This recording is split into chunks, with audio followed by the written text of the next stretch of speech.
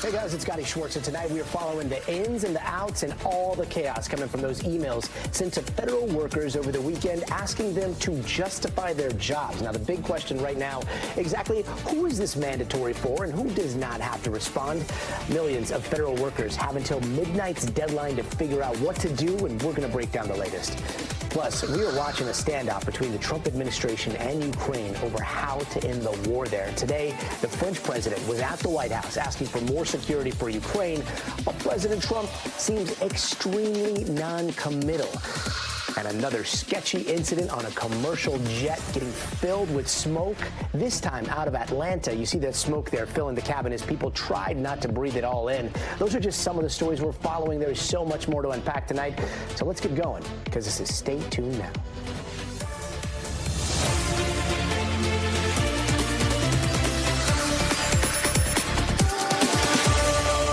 And tonight, there are just a few hours left on that deadline for government workers to email HR justifying their jobs or not, because apparently the whole thing is voluntary now. Now, here is the original email that was sent out on Saturday. Subject: what did you do last week? Quote, please reply to this email with approximately 5 bullets of what you accomplished last week. Deadline Monday at 11:59 p.m. Elon Musk following that up on X, saying that a non-response would be taken as a resignation. Today at the White House, President Trump called the email a genius way of rooting out employees who were not doing their jobs. Watch this. I think it was actually, there was a lot of genius in sending it. We're trying to find out if people are working. And so we're sending a letter to people. Please tell us what you did last week. If people don't respond, it's very possible that there is no such person or they're not working. Just a few hours ago, things changed again when the Office of Personnel Management, basically HR, sent out a new email that says a response is voluntary. Now, OPM also clarified that a non-response to the email does not equate to a resignation.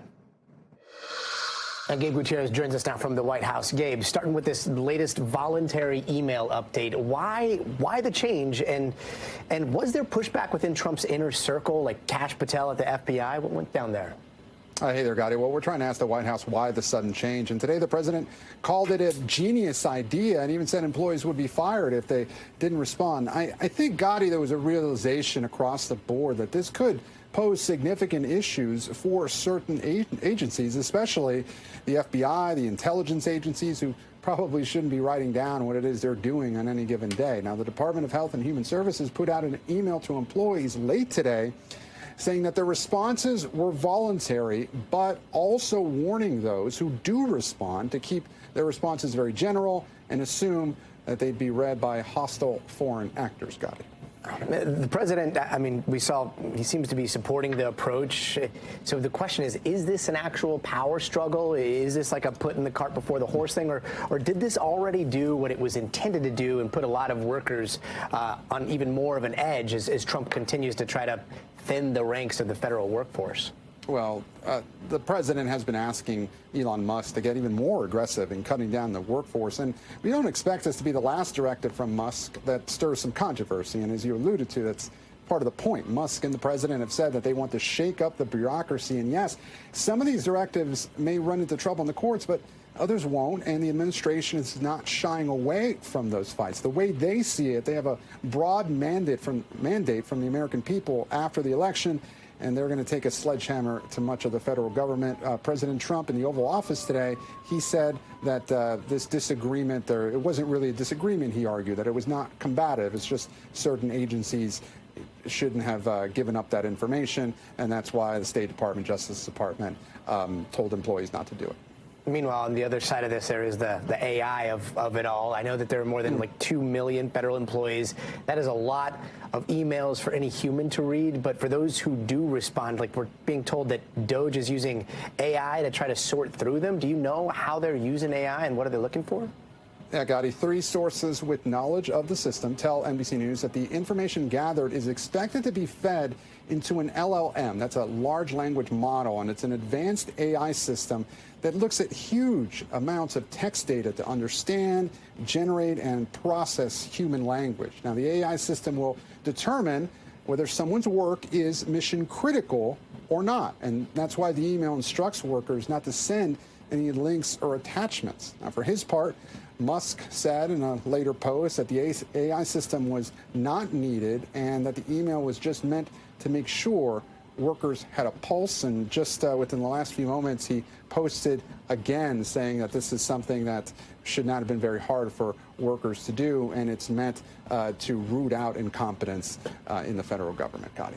And Gabe, lastly, I mean, AI, you probably know where this next question is going, but there was, I guess, a hacking incident or something happened at the HUD. Can you tell us, like, what happened there, what we know? People might have already seen some very viral videos that seemed to show the president and Elon Musk that were probably generated by AI. What can you tell us about that hack? Yeah, it was apparently generated by AI. And Gadi, as you mentioned, this is bizarre. Apparently,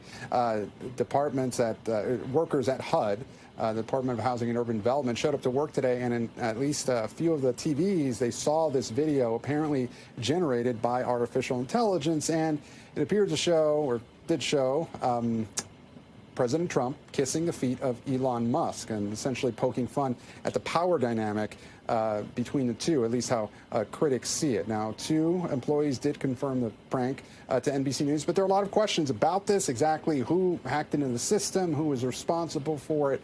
That's all unclear. But again, just some very strange news out of HUD at the headquarters just this morning with that AI video. Got it. What a strange time we live in. Gabe Gutierrez at the White House. Thank you. And now, exactly 3 years after Russia launched its full-scale invasion of Ukraine, it was the French president in Washington asking a different United States president for help in that war. And during that conversation, Trump told Macron that the war in Ukraine could end within weeks, but did not go into detail. He also repeated something he's been saying for days now, which is that he wants a deal that would give the U.S. a share of Ukraine's mineral wealth. Now, it's not every day you see heads of state going back and forth. Usually, it's just a lot of prepared remarks, pictures of handshakes. But take a look at this. Europe is loaning the money to Ukraine. They get their money back. No, in fact, to be frank, we paid 60% of the total effort, and it was through, like the U.S., loans, guarantee, grants, and we provided real money. To be clear, if you believe that, it's okay with me. Mr. President, but they get their money back, we don't, and now we do. And NBC News White House correspondent Von Hilliard. Von, I mean, it's just really interesting to see this new Trump doctrine being written and defined in real time, extremely unscripted as we're seeing. Where do things stand right now after all of that between France, the UK, the US, Ukraine, Russia? Where are we right now? Right, and this is the tightrope that EU countries, people like President Macron, are trying to walk. They understand that President Trump is going to be the ultimate sayer in the extent to which the United States continue to support Ukraine's war defenses and the EU and NATO's alliance to protect against further Russian aggression. And this is happening while these negotiations are taking place. And as you heard from President Macron there, I think that was a really important moment that you played, because that's the first time that we have seen in President Trump's second term a world leader effectively take to task and interject and reject a misrepresentation and false claims by President Trump publicly with cameras rolling. President Trump has been audibly suggesting that the U.S. has put, by essentially a 3-to-1 margin, money toward Ukraine's efforts compared to the EU, and that the EU has only provided loans to Ukraine, not actual money. And what you heard President Macron do there was say that's actually not the case. The real numbers account for about 60% of Ukraine's defense financing coming from the EU, and the U.S. the rest of it. And so I think that's a really interesting moment. And there's another bite that I want to let you hear, because it was directly a question from a reporter asking whether President Trump also considers President Putin a dictator, like he suggested President Zelensky was last week. Take a listen to President Trump's response. Mr. President, you called Zelensky a dictator. Would you use the same words regarding Putin? I don't use those words lightly. I think that we're going to see how it all works out. Let's see what happens. declining to answer that question directly. And this is where President Trump suggested that President Zelensky could come to Washington, D.C. within the next week or two as part of an arrangement of Ukraine potentially awarding the United States hundreds of billions of dollars of their rare earth minerals in exchange for further support and security agreements that, in the scenario Russia were after a peace agreement, were to try to come back and attack Ukraine again, that the U.S. would be committed to defending them. And so this is where these negotiations are so tender, and that is why the visit of President Macron, the first EU leader to come to the White House in the second Trump administration, was so important today. Wait, and so if we do see President Zelensky here at the White House later this week, could we see some of those negotiations go down in front of cameras? Very well. And I think that it's almost negotiations that we have seen President Trump like to make publicly, but also President Zelensky, who for almost 2 hours yesterday, he actually had his own press conference in Ukraine, in which he made very clear that Ukraine would not sign some business agreement, if you will, with the United States unless it provided guarantees for Ukrainian security and safety. And that is where these negotiations are so tender. And if President Zelensky were to come to the United States, he has not been shy about publicly making his pleas for further American engagement and support. And so we could very well potentially see him come here to the United States to hammer out these final parts of the negotiations. But another difficult component of this for President Zelensky was President Trump directly being asked today whether there is a situation in which Ukraine may not get all of their land back as part of a peace agreement. And President Trump said he had a hard time reasonably seeing how Ukraine would be able to take all of its land back. So it's a question as to what extent Ukraine is willing to go along with any such agreement. Yeah, NBC's Von Hilliard, thank you so much. And speaking of that, we are right now in the early stages of peace talks between the U.S. and Russia, apparently. Talks Ukraine says that they have been pretty much kept out of. And earlier today with Macron, Trump said that he thinks the war could end within weeks with a little European help. The European troops may go into Ukraine as peacemakers. So when the agreement is done, they can watch that everything is followed properly. I don't think that's going to be a problem. Meanwhile, President Zelensky seems to be taking a different approach. He is begging world leaders to let Ukraine into NATO. Otherwise, he is not sure his country will get the protection it needs under the peace deal that is being proposed without them right now, which some observers are describing as a kind of extortion. NBC's Richard Engel has more from the front lines of the war.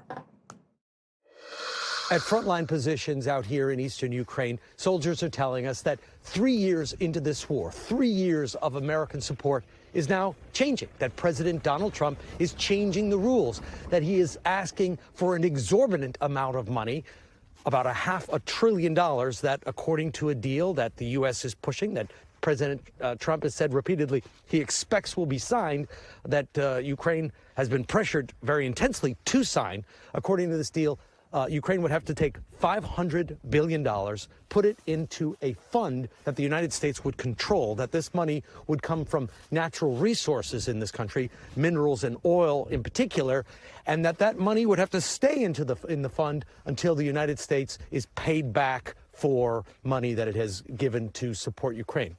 President Zelensky says he can't sign this deal, that the number is too high, that it doesn't correspond to any actual figures.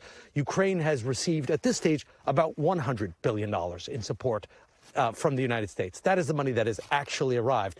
So this would be more than 4 times the amount, 4 times the value of goods and services and support that the United States has given this country so far.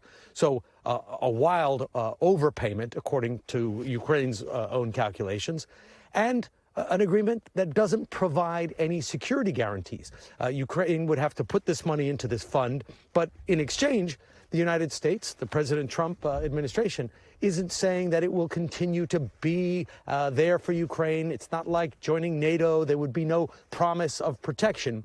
It would just be money going into a fund that the U.S. would control, and what Ukraine would get back is completely unclear and nothing written down. And Ukrainians say, with these kind of conditions, they simply can't make the deal. President Zelensky has said time and time again he wants to make a deal, but not under these terms. And now, as the U.S. is pulling back, and Ukrainians say that they are being offered mafia-style a deal that they can't refuse, Europe is starting to step in, trying to find its own solution. And today in Kyiv, about 30 European countries are represented, some coming online to show this government that 3 years after Russia invaded, it is not alone.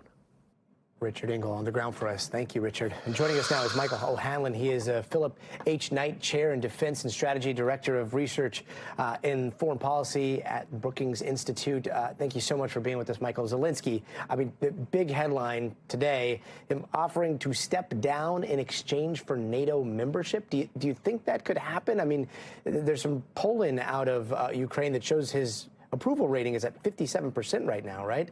What do you think we're going to see here? Yeah, I don't see that as an actual proposal so much as an affirmation that for President Zelensky, what he cares about is his country. And in a way, if, Donald Trump wants to look into his popularity, maybe this spurs him to realize that Zelensky is not a dictator. And I have no doubt, having met President Zelensky, that, and all of us have seen him on the world stage, that he would step down for the security of his country, for the well-being of his people. But I don't really think that's in the offing. I mean, what mechanism would lead to that deal? I think it was much more of a rhetorical or hypothetical, and just trying to underscore that, what he cares about is his country. Full stop, pure and simple. How do you think things are going to go if Zelensky comes to the White House? I mean, is this a make it or break it moment? And could we see, if things do not go as Zelensky is hoping, that we see a total schism form between those two world leaders with the cameras rolling?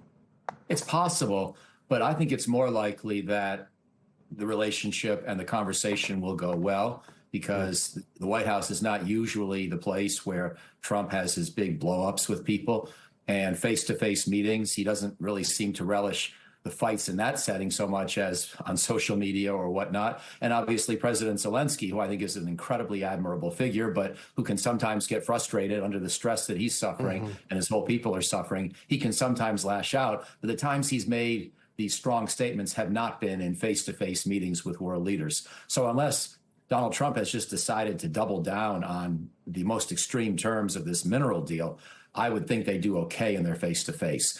That doesn't mean that we're going to get a peace deal, and it doesn't mean we're going to get a pledge of true security for Ukraine. But I think the meeting will probably pass okay. We'll see what happens. Yeah, hopefully level heads. And I know you wrote this article talking about a realistic strategy for peace in Ukraine. How do you see things happening? Well, the best case scenario, which is all I can really give you, because there are a lot of ways things could happen, and a lot of them are messy and ugly. The best case is that Vladimir Putin decides that he's got enough of the part of Ukraine that he really wants, that in order to have Donald Trump help him lift sanctions on Russia and allow this war to end, that he agrees to terms that he probably would not have agreed to if Kamala Harris had won, because Putin's still greedy. He still wants more of Ukraine than he has, and he thinks time is on his side, and he could even be right. So I think there's a chance that if Trump offers to relieve Russia of the sanctions, should it agree to a deal, but also if he promises to toughen sanctions and maybe even start taking that $300 billion in frozen Russian assets in Western banks, if Putin refuses, then maybe we get to the possibility of a deal. But I'm not going to predict that. I was supportive when Donald Trump met with Kim Jong-un in 2018 and 19. I thought there was a chance you could have a deal come out of that, and it was worth breaking the taboo against meeting North Korean dictators. I'm also willing to see how this plays out. But that 2018-19 experience reminds me that Trump may have okay instincts and peacemaking instincts. It doesn't mean he can see things to the finish line. So it's way too soon to know. Yeah, a lot of leverage, it seems, but also a lot of volatility. Michael O'Hanlon, thank you so much for being with us. Thank you kindly. And it's been a very turbulent few weeks for the aviation industry. And today, you got to add this to the mix. This is a Delta flight that made an emergency landing in Atlanta after the crew reported smoke in the cabin. NBC's Emily Akeda has more. Breathe through your clothes, Nana. Scary moments aboard this Delta flight today as a haze filled the plane after taking off in Atlanta. Passengers seen covering their faces. The Boeing 717 was only in the air for a few minutes, looping back around for an emergency landing at the world's busiest airport around 9 a.m. Slides were deployed, and first responders helped people deplane. We are being evacuated off of the plane. Kristen Morris was among the 94 passengers on the flight bound for South Carolina. No sooner than we took off, the plane was filled with smoke. Delta says 2 people received medical attention, adding in a statement, "Nothing is more important than the safety of our customers and people." The FAA now investigating what went wrong. Aviation analyst John Cox says it looks more serious than it is. This is likely an air conditioning or pressurization issue, and that would not have these people in danger at all. On Sunday, fighter jets escorted this American Airlines plane to Rome after it was diverted because of an emailed bomb threat, later found not credible, according to a source familiar with the situation. And last week, a Delta regional jet crash landed on a snowy Toronto runway, even flipping upside down. As today's smoky scene in Atlanta further fans' concerns over flying. Emily Ikeda, NBC News. Thanks, Emily. And here's some other headlines that we're watching tonight. Dan Bongino is now the deputy director of the FBI. President Trump appointed him last night. He's a former Secret Service agent and NYPD, but you probably know him as a former Fox News host who now has one of the most, or had one of the most popular podcasts in the country. Unclear what's going to happen now. But as deputy director, he won't need Senate confirmation to get that job. And quite the scene at the top of El Capitan in Yosemite National Park, where some people protesting the recent job cuts there hung an upside-down American flag, which is usually a sign of distress. Last week, the Trump administration fired at least 1,000 National Park Service workers. The Starbucks is laying off more than 1,000 corporate workers, calling it a move to scale down operations and create smaller teams. The company says layoffs won't affect staff in cafes, but they are scaling back their menu as a newly appointed CEO is working to turn around that coffee giant. And the Secret Service agent who jumped onto President John F. Kennedy Jr.'s limo as it was being shot at has passed away. His name was Clint Hill, and about 2 weeks after the assassination, Hill got an award from the government for his, quote, extraordinary courage and heroic effort in the face of maximum danger. He was 93 years old. And singer Roberta Flack has also passed away. The Grammy winner reached #1 on the Billboard chart with her hit Killin' Me Softly with his song. Flack was diagnosed with ALS back in 2022 and couldn't sing anymore. She was 88 years old. Don't go anywhere. We are just getting started. Up next, $500 billion. That's how much Apple is planning to invest in the U.S. in just 4 years. That's $1 trillion with a T. So where's all that money actually going? And later this hour, breaking the sound barrier. We're going to show you how one company is building supersonic jets once again. This time, try to get from New York to London. Yeah, they want to do that in 90 minutes. That's all just ahead, so stay tuned. Hey, welcome back. Apple is dishing out its latest and largest investment yet in the U.S., pledging to invest about $500 billion over the next 4 years. Now, that announcement today includes adding 20,000 jobs, and more notably, in the ever-evolving world of AI, there are plans to build a factory for AI servers in Texas. Now, this is not the first time Apple has made a major promise like this. It pledged hundreds of billions of dollars and thousands of jobs in 2021 and back in 2018. But this time, it comes as a tech giant is facing the growing threat of President Trump's tariffs on products that are manufactured outside of the U.S., like our iPhones, something that the president hit on after meeting with Apple's CEO, Tim Cook, last week. He doesn't want to pay tariffs, and he's going to start building. Apple is coming here with tremendous dollars. They're going to be spending a lot of money in the United States. NBC's Brian Chung has more for us tonight. Hey there, Brian. Well, hey there, Gadi. A major announcement coming from Apple saying that they would invest $500 billion in commitments into the United States over the next 4 years, which they say would cover about 20,000 new jobs through a new facility in Houston, Texas, that will build the servers that are going to run Apple Intelligence. This is their AI offering that they're going to be really aggressively pushing through a lot of their hardware products, like, for example, the iPad and also the iPhone. But the politics around this announcement cannot be ignored here. You have President Trump that just posted on Truth Social shortly after Apple made this announcement, saying that the reason for this, quote, faith in what we are doing, without which they wouldn't be investing 10 cents. Thank you, Tim Cook and Apple. And if you read the tea leaves here, what Apple is doing is basically bringing back a playbook that they had already used during the first Trump administration, where they allowed the administration to take credit for facilities that were building certain Mac products in Texas here domestically, even though they had been working on those facilities for at least 3 years prior to him being president. What did that earn Apple shortly after that? It earned them exemptions from the first round of tariffs on China, which targeted those Chinese goods which are manufactured largely in China, like I mentioned, the Apple iPhone. Now, Apple could be doing the same here as the Trump administration, again, this second time around, threatens tariffs on China. Could they get that exemption? That's very much the long game that you can see from Tim Cook and Apple, even though I want to point out their announcement did not include any mention of Trump or tariffs. But, of course, $500 billion, pretty substantial, and does match the same number of commitments that we heard from the likes of SoftBank, Oracle, and OpenAI from the White House and Sam Altman just the day after inauguration. So a lot of commitments in billions of dollars, with certainly a lot of other policy questions like tariffs hanging in the stakes. Gadi? Brian Chung, thank you. And jury selection just started for the man accused of opening fire on a 4th of July parade back in 2022 that killed 7 people. NBC's Shaq Brewster has more on that trial.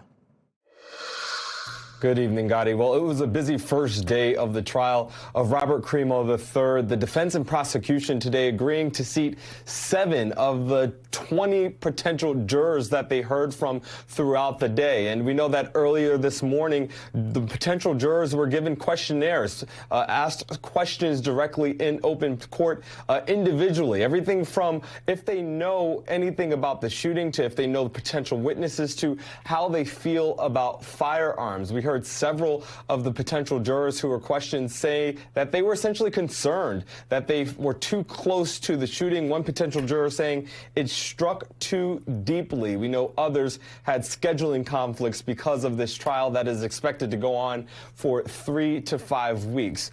For much of the morning, according to our producer who was in the courtroom, the defendant here, Robert Crimo, he was attentive, listening to potential jurors as they responded. But then after a midday break, he didn't show up. He didn't come back to court, and no reason was given. Despite that, you saw the proceedings continue to the point where 7 potential jurors were seated on that jury. Meanwhile, there was a big headline that we saw earlier today, and it was the prosecution moving to dismiss several of the lower charges that Crimo was facing. Despite that, he's still facing 21 first-degree murder charges and 48 attempted murder counts. If he is convicted on those, he's facing the maximum sentence in the state of Illinois, and that's life in prison without the possibility for parole. We can expect the opening statements in this case to begin next week, Gadi. Shaq Brewster, thank you so much. And coming up, the first Fyre Festival bombed so bad, they made not 1 but 2 documentaries about that failure. Well, the botched event is getting a second chance. We're going to explain there. But first, you got to see this. This is security video from a pet store in Colorado that shows a man allegedly faking a seizure to distract the workers there. And as that happened, another man grabs 2 puppies from the store and storms off. Authorities say that the man that was allegedly faking a seizure was arrested, but they're still looking for 3 other suspects that were involved in that puppy napping. The store is still waiting for those stolen puppies to be hopefully returned. We'll be right back.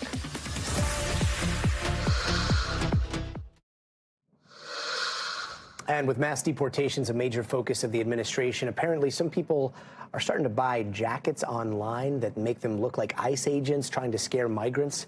NBC's David Noriega has more on those impersonations. Criminals are being sent home. We're draining the swamp. As President Donald Trump and members of his administration touted their immigration crackdown, we will hunt you down, to a crowd of fervent supporters at the Conservative Political Action Conference, or CPAC, this weekend. I think it's hilarious. It was a supporter attending the conference, wearing the words ICE and immigration on his jacket, who made headlines. Do you actually work for ICE? No, not at all. Nope. Explain the outfit.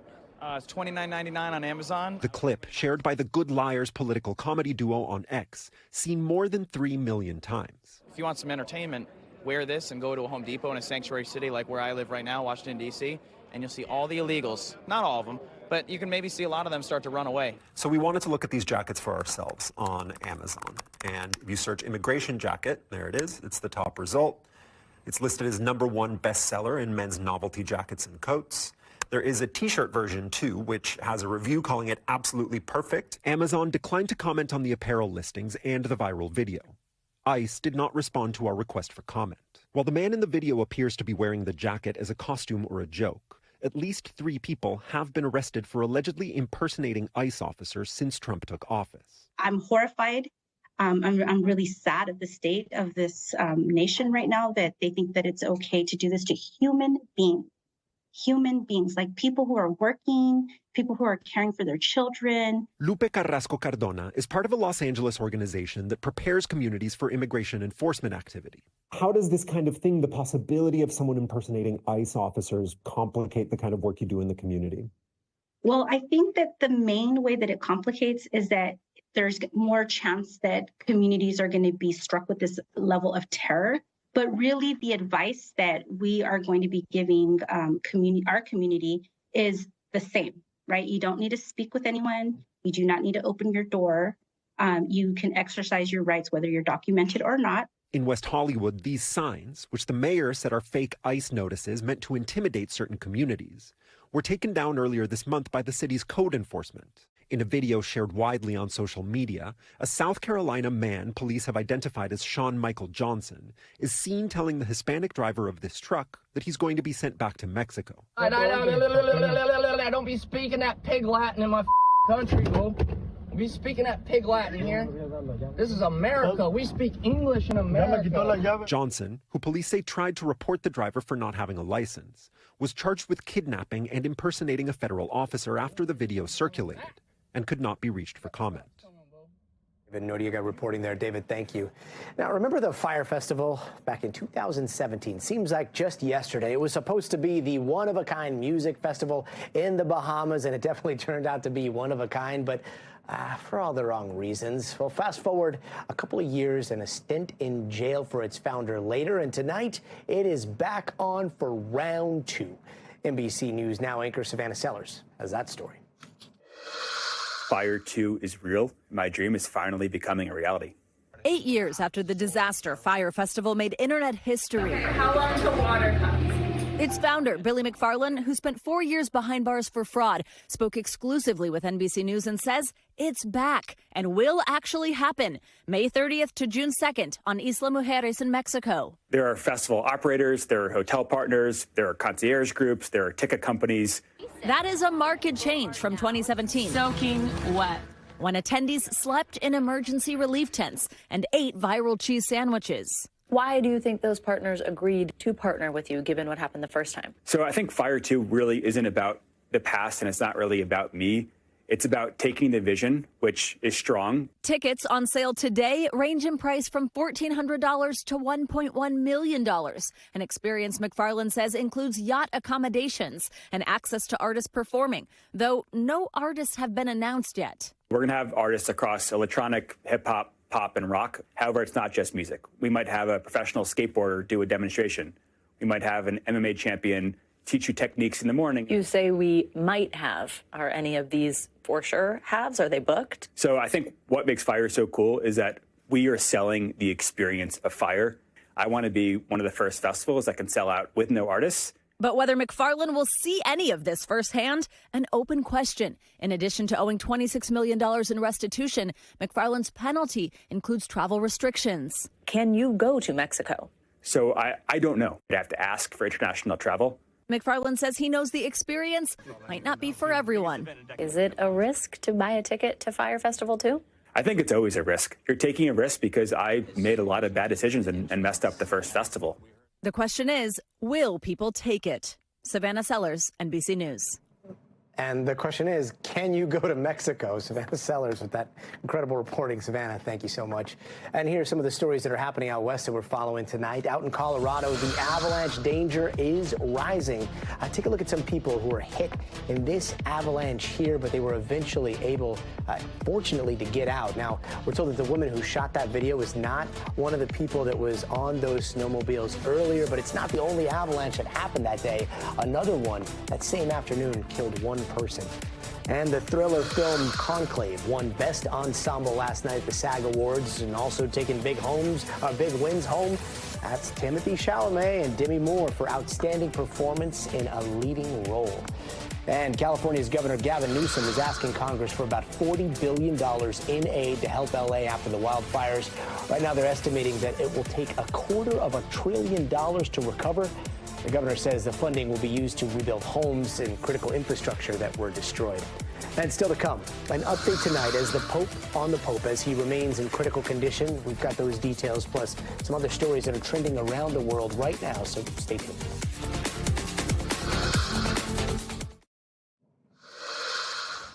And in Germany, Conservative Party there won the election over the weekend, paving the way for the party's leader, Friedrich Merz, to become the chancellor. But what's turning heads is the 21% vote gained by the far-right Alternative for Germany party, which is currently under surveillance by German intelligence over suspected far-right extremism.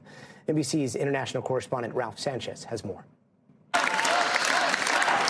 Just moments after his election victory, Germany's likely next leader warning the U.S.-Europe relationship is in crisis.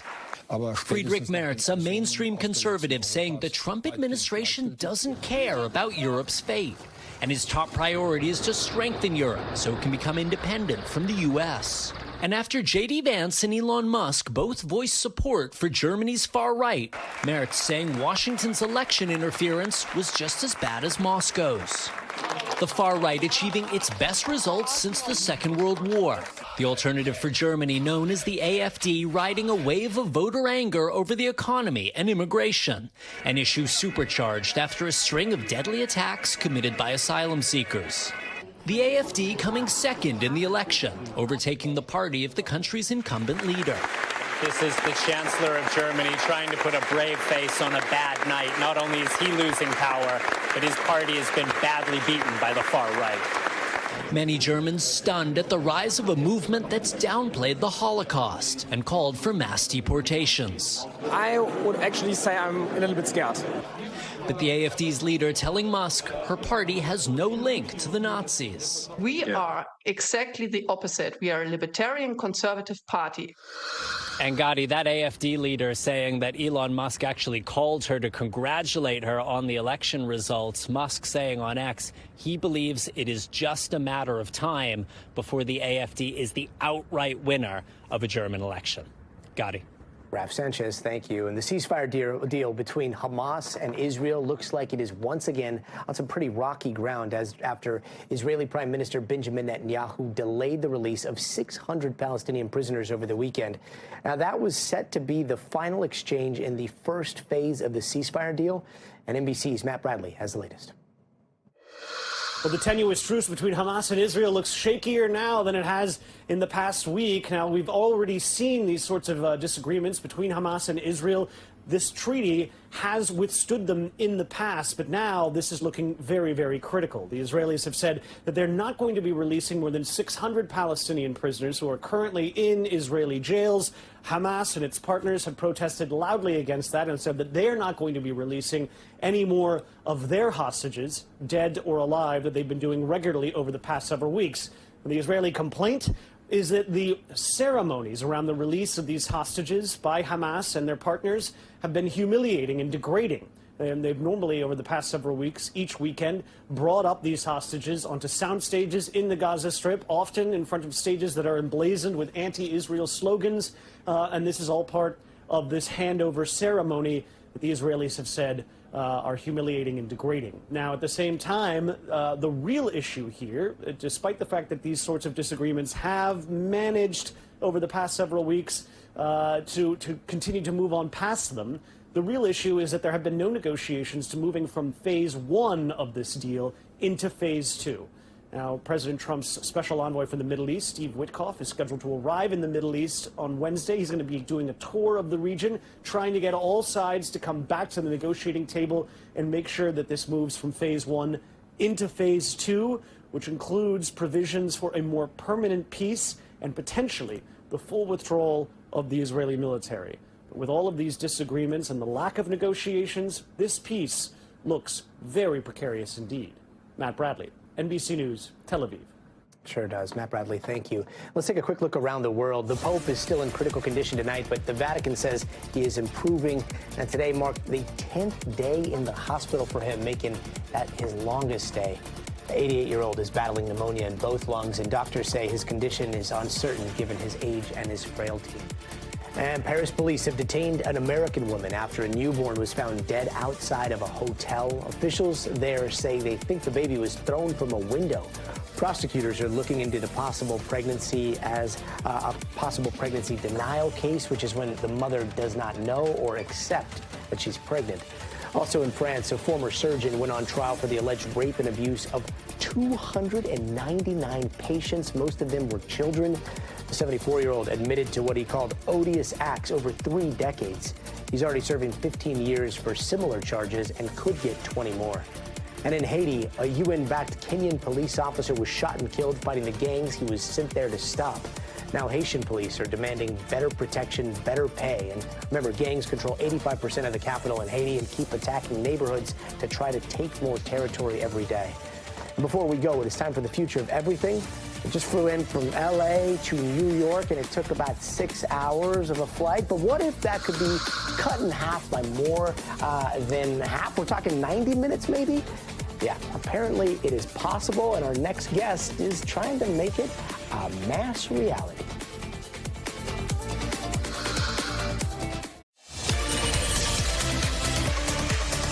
And tonight, how a jet blasted through the sound barrier, but without making that boom. We're going to get to that in just a bit. But first, here's some Future of Everything headlines. Just like its dad, Grok is causing some drama. That's xAI's chatbot, and users noticed it was censoring sources about Musk and Donald Trump spreading disinformation. Then xAI's co-founder publicly blamed a former OpenAI employee for the filter and said it was fixed. But in other ways, Grok seems to be doing the exact opposite, turning on its maker maybe. One time it said that Musk and Trump deserve the death penalty. Another time it seems to have called them the biggest threats to America. xAI says they are trying to resolve the issues, and Musk has yet to comment about all of this. And remember all the hype around mining metals in deep space? Well, now there's a company called Astroforge that is giving it a real shot. Their microwave-sized spacecraft, Odin, will hitch a ride on a SpaceX rocket as early as this week. Odin's going to try to target an asteroid that could be packed with all kinds of valuable metals. Now, back in 2015, then President Obama signed a law allowing asteroid resources to be sold on Earth, but obviously no one's done it yet. And tonight, for the future of supersonic travel, let's rewind the clock a little bit. Remember the Concorde? At dawn, we're wheels up out of New York. 27 years after it began commercial service, it's still breathtaking to watch. And breathtaking aboard, too, as we break through the sound barrier. Now to 53,500 feet. And the sign on the wall here says we're at Mach 2, twice the speed of sound. That's NBC's Robert Hager reporting way back in 2003 on board the futuristic-looking Concorde, the last commercial flight to break the sound barrier on a trip from New York to London that took just 3.5 hours. Now, high costs and low ticket sales eventually meant the end of the Concorde experiment. Nowadays, supersonic speeds are mostly reserved for military missions, space travel. Like, listen closely to what it sounds like that we've seen here from SpaceX flights. Wow. Holy that's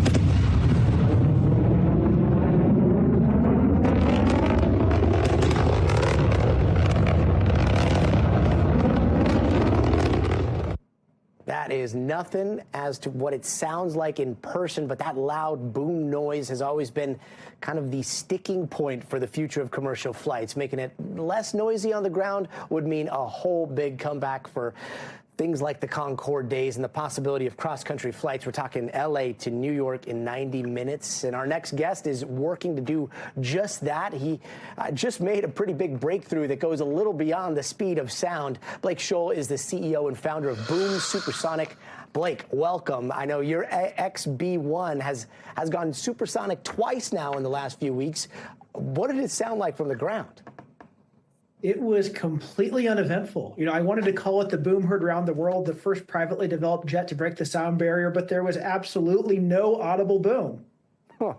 The boom. It was a quiet one. But tell me about the technology that you're using here to mitigate that sound that has kept all of this technology back. Yeah, so it's actually well-known physics that's been around for decades, been theorized, but it's never been turned into a practical airplane before. And the key is to fly at the right speed, at the right altitude for current weather. And the boom comes off the airplane. If you control the speed, it comes off at a shallow angle, and then it makes a U-turn in the atmosphere. And basically, it goes up to space before it ever reaches the ground. We call this boomless cruise. The scientists call it Mach cutoff. And this is well-established physics. You just need a computer to help you calculate the right altitude and speed, and engines that are powerful enough to break the sound barrier at a sufficiently high altitude that nobody on the ground hears anything. Wait, okay, sorry, for just a layman, you're deflecting the boom into space, is that right? Yeah, it sounds way fancier than it actually is. You know, like I think as kids, we've all seen that science experiment where you get a glass of water and you drop a pencil in it, and the pencil looks broken. And the reason it looks broken is because the light waves refract, or they bend as they go through different materials. And it turns out sound waves do the exact same thing. They bend as they go through different temperatures. Of course, the atmosphere is colder up high, warmer down low, and that causes the boom to curl. Now, if it comes off the airplane at a shallow angle, it basically makes a U-turn in the sky, and it goes up to space. And this is not new. It could have been done half a century ago on Concorde, but what Concorde was missing was two things. One, they were missing the computers that would let them calculate the right speed and the altitude for any given day. And number two, they were missing engines that could do it efficiently. And as we're watching this footage here, I mean, everyone is wondering how fast you can make those planes much bigger, right? Yeah, so we want this yesterday. And as we sit here today, we've now broken the sound barrier in 2 flights, 6 times on the XB1. And we've built our factory in Greensboro, North Carolina, where we're going to build these by the dozen. United's got them on order. Americans got them on order. And our goal is to be ready for passengers in a little over 4 years. Do you have to change the FAA rules right now when it comes to supersonic travel, or this reflection of the boom upwards? Does that work? Most of the FAA rules are just fine. Like everything related to safety, we're going to meet all the safety rules that already exist. But there is one really stupid rule that dates from 1973, and it basically says, thou shalt not exceed the speed of sound. It's a speed limit. I mean, there are dumb regulations there, and then there's this one. It's really dumb. What it should say is, thou shalt not make bad noises. And if there's no sonic boom, obviously we should be allowed to fly faster. And so we're working on getting that changed. Yeah, the speed limit of the sky seems very arbitrary. Blake Scholl, best of luck in that. Thank you very much. I appreciate you having me. Yeah, absolutely. We'll be hitting you up very soon, hopefully for a flight. Blake, thank you. Exciting stuff. And now to how tech is pushing the boundaries of medicine. There's a hospital in Washington, D.C. that's using robots to carry out some crucial tasks. Think like robots mixing chemotherapy medications and then hand delivering them, or robot hand delivering them to patients. And NBC's Ann Thompson shows us how. Meet Cairo, the newest worker at MedStar Georgetown University Hospital's oncology pharmacy. His colleagues say he's quiet, punctual, and pulls his weight, preparing roughly 40 of the hospital's 100 chemotherapy orders a day. Pharmacist Mame Adaka is a co-worker. He works really well alongside our team, but he's also a very important part of our team. Is he competition? No, we don't compete here. Mixing chemo drugs can be dangerous. The toxic formulas designed to kill cancer cells pose a risk to the pharmacists who handle them, requiring protective gear in the event of a spill. And you can see in front of the robot, there's a screen right now. Senior pharmacy director Long Trin says Cairo reduces that risk and increases productivity. It takes now 10 minutes on average for chemotherapy to be prepared by a robot, where it took maybe 20 minutes to be prepared by an employee. Cairo's specialty, some of the most commonly used chemo drugs that treat 14 cancers, including breast and lung. Barcodes and cameras track Cairo's moves, ensuring the mixtures are correct. And then the chemo is handed off. What is this? Well, this is Luke, our delivery robot. After the chemotherapy medication is compounded, the medication can then be placed in the delivery robot to be delivered to the infusion suite for our nurse. Luke is pre-programmed to follow a specific route between the pharmacy and patients, equipped with sensors to make sure he doesn't bump into anything. More and more hospitals are using robots. Sir Mix-a-Lot does chemo prep at the Mayo Clinic. You could run into Robot Tussin, Zippy, and Charlotte at Dartmouth's Hitchcock Medical Center. And big pharmacies like Walgreens have robots manning micro-fulfillment centers to combat human pharmacist burnout. They don't have to count and put pills in bottles, and actually putting them more on a patient-facing and a consumer-facing health journey. At Georgetown, it then routes to the robots. Trin insists Cairo won't replace people, but make pharmacists' jobs easier. We can reimagine where the pharmacist's work could be located at. Perhaps now located right at the patient bedside, working with the nurses, the physician to provide direct patient care. Machines and man working together for better care. Ann Thompson, NBC News, Washington. Sir Mix-a-Lot, huh? That's going to do it for us tonight. I'm Gadi Schwartz. We'll see you here tomorrow, but until then, stay tuned now.